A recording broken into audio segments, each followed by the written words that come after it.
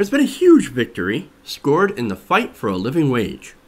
Mother Jones recently reported that a panel appointed by New York Governor Andrew Cuomo had recently recommended that the state's minimum wage for employees of especially fast food chains and restaurants be raised to $15 an hour.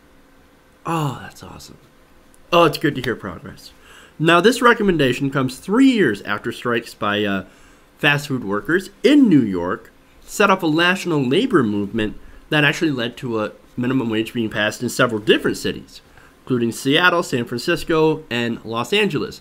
Now, it works a little differently in New York because they're not actually able to vote for a minimum wage increase in New York for the city of New York. This has to go all the way to the capital, which is Albany.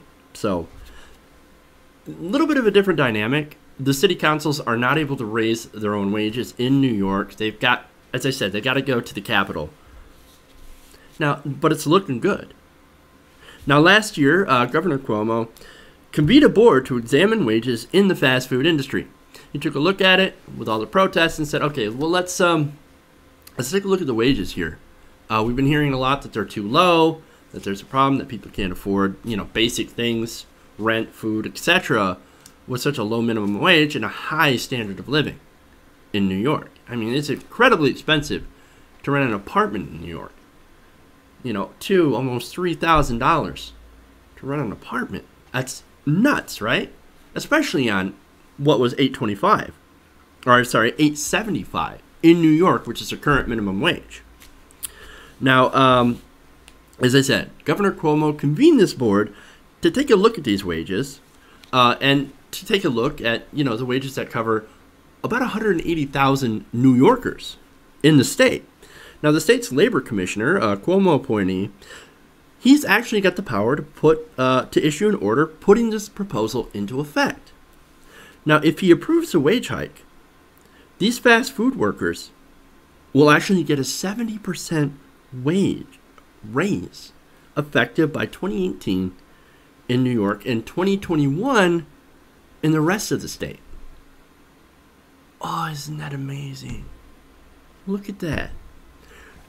70% raise in the wage. Holy shit. So now, of course, here come the conservatives. They're outraged. And, of course, they're trotting out the usual conservative talking points. You're going to lose jobs. You're going to bring in automation, which, by the way, coming whether or not you raise the wage. It might come a little faster now, but it's an eventuality. Of course they're going to bring in robots. Of course. Because ultimately, they are cheaper than human beings, no matter if you pay human beings really, really low starvation wages. You're still going to have cheaper robots as technology gets better. That's something we have to really kind of tackle in the future, right? We got to start thinking about how to kind of offset that, I guess. But as I said, different conversation for a different day. And they also trot out the idea, of course, that fast food jobs, well, you know what? That should be temporary. Nobody should try to make a living off that. That's kidding. You got to be kidding. You got to do something better for yourself, right? You got to go to school and stuff. Well, of course. They ignore, when they use that argument, they ignore that America is essentially now a service economy,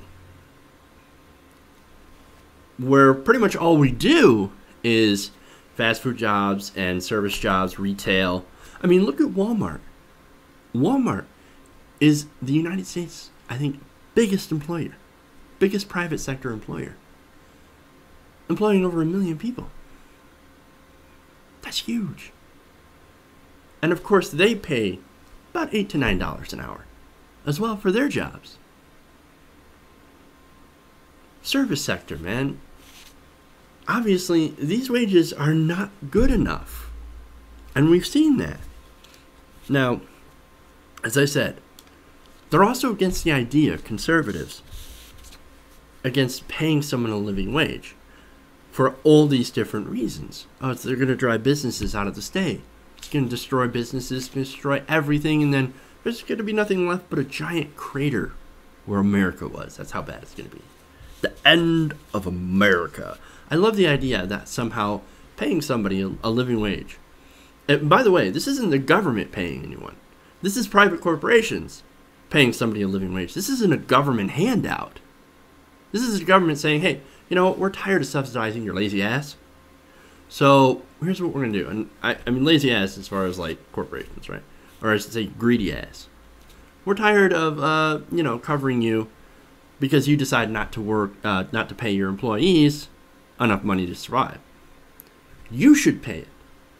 We're tired of you shifting the burden over to us. You need to pay it. You need to pay your workers enough money so that they can survive.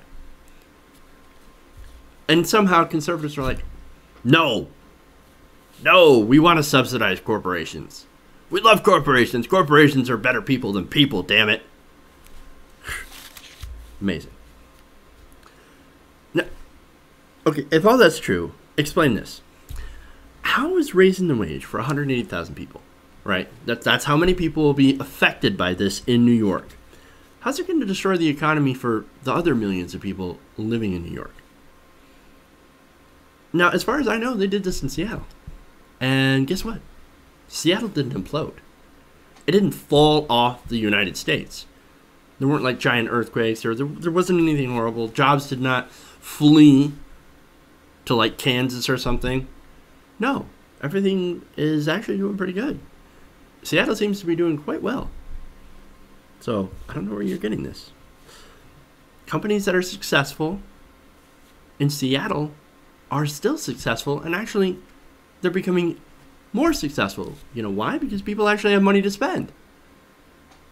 It's not a race to the bottom. But of course they don't understand that.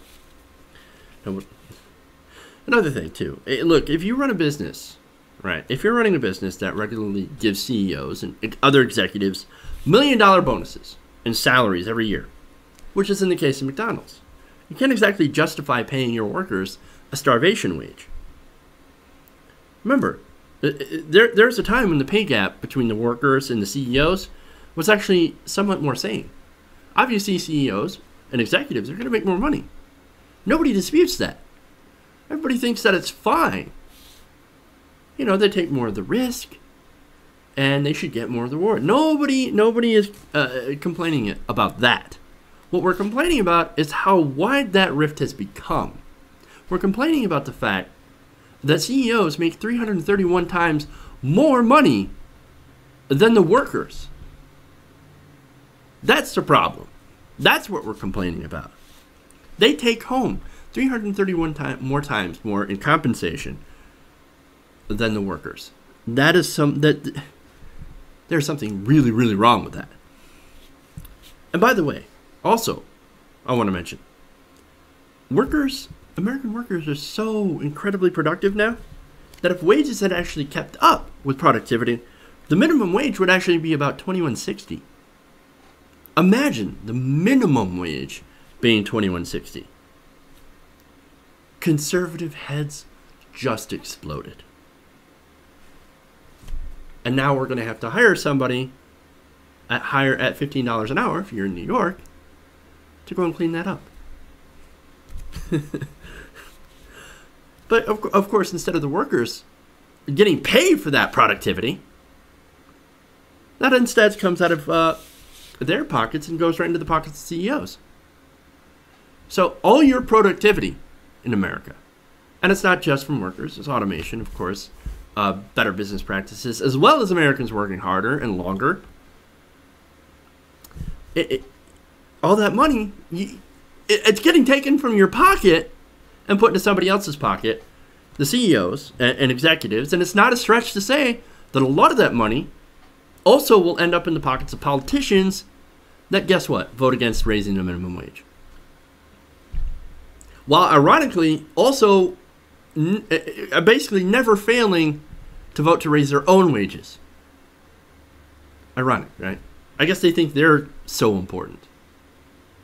But the guy that actually makes them lunch, which by the way, yeah, you can say automation, but you can't replace every single worker. And just because you can doesn't mean that they don't deserve dignity for work. What happened to the dignity of work? I thought conservatives believed in the dignity of work. Oh, apparently they don't. At least when it comes to actually paying workers for their work. Interesting. The last thing I want to mention here is that a lot of people forget the subsidy aspect of this. When corporations don't pay a living wage, taxpayers end up having to step in to cover the difference. Do you like the idea of handing McDonald's your hard-earned tax money?